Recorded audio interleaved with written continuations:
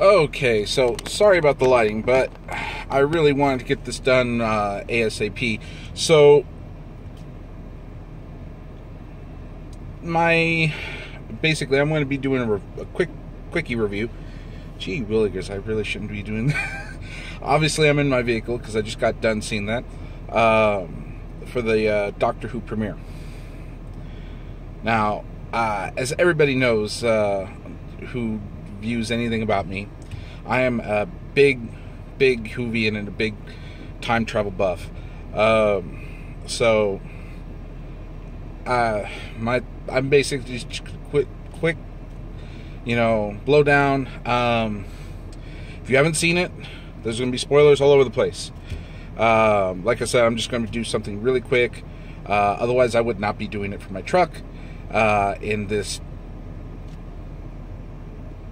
horrible sound quality and horrible camera, because it's like the bottom half of me is like, oh, it's not, it's semi-lit, and then there's the top half of me except for this side.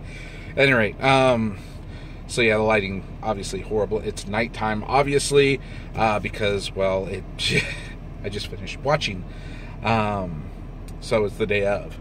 Now,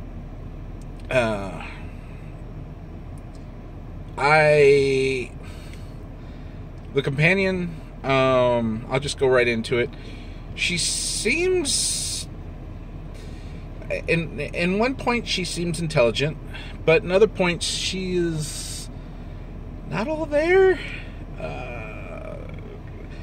It takes her a little while to realize that the TARDIS is a TARDIS. Well, that the TARDIS is not, I forgot what she called it, a walk-through or something like that.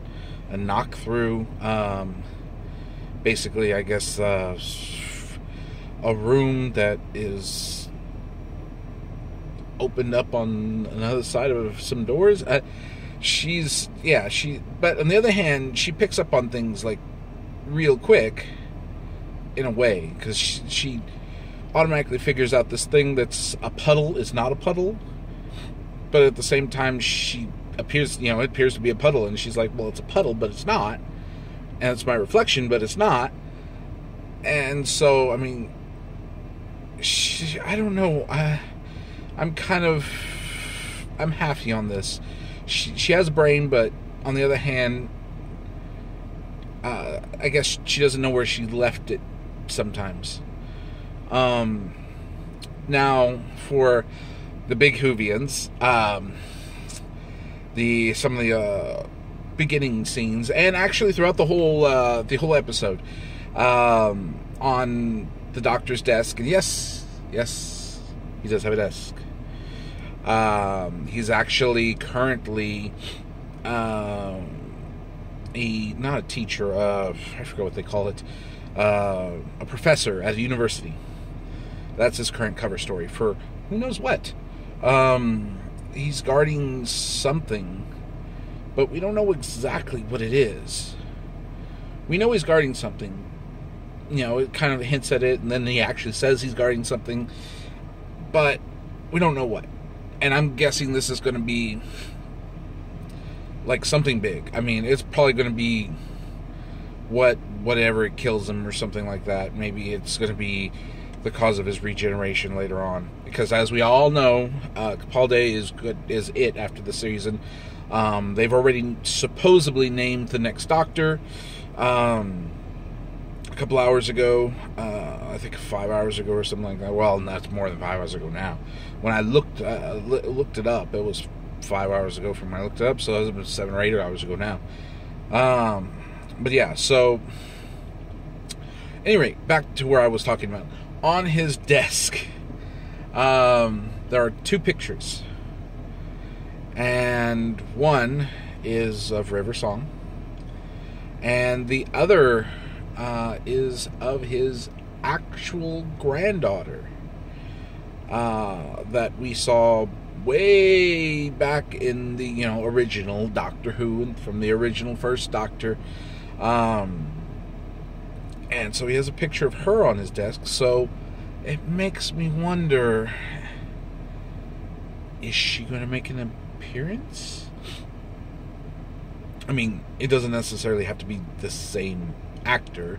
As we've seen in the past, they have chosen other people to play positions that belong to,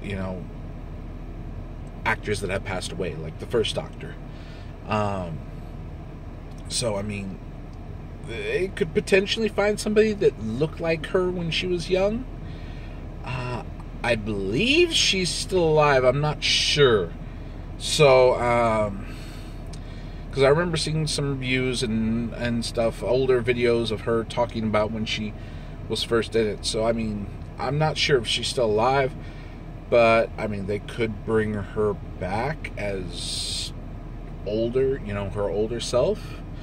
Or they could literally bring her back as her older self, but another actor playing her. So yeah, there's some relations to the whole thing that he's of course not doing the whole adventure thing right now. Of course, it's season premiere.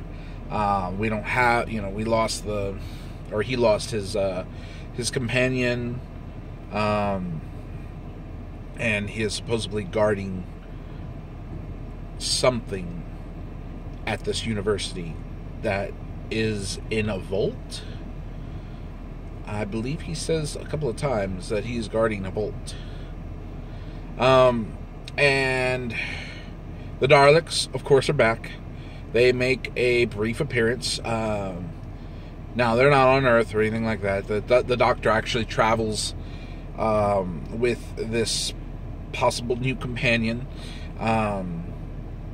And obviously, we know it's his new companion. I mean, it's on everywhere.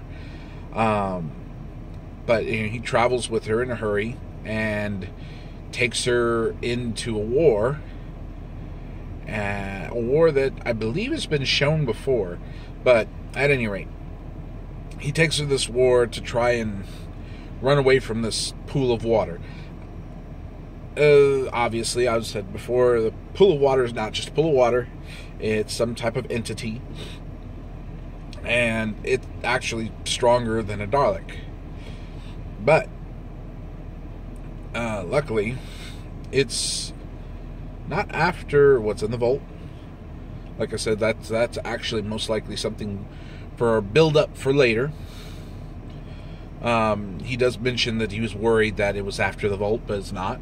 It's chasing them. It's actually specifically chasing her, and then he finally figures it out, and she has a decision to make. And she just basically, the pool of water, who is replicating that person, is basically offering, her to travel to distant and far beyond, basically, what eventually the Doctor will be doing for her anyway. But still, I mean, we haven't reached that point yet. So she hasn't received that offer. She just knows she's running for dear life right now. And then she receives that more through like a psychic link of some sort. But yeah, so she basically declines the offer and goes back with the Doctor, back to the university. And we get to see a side of the Doctor that we occasionally see. I guess the most memorable parts, like the season premiere of the it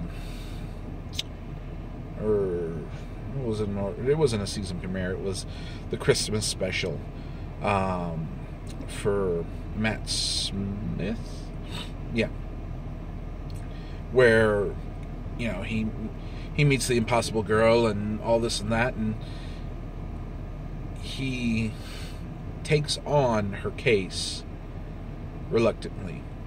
Well, we get to see something similar. He's about to go in and wipe her memory because he can't have anybody knowing why he's there for unknown reasons. All this foreshadowing going on.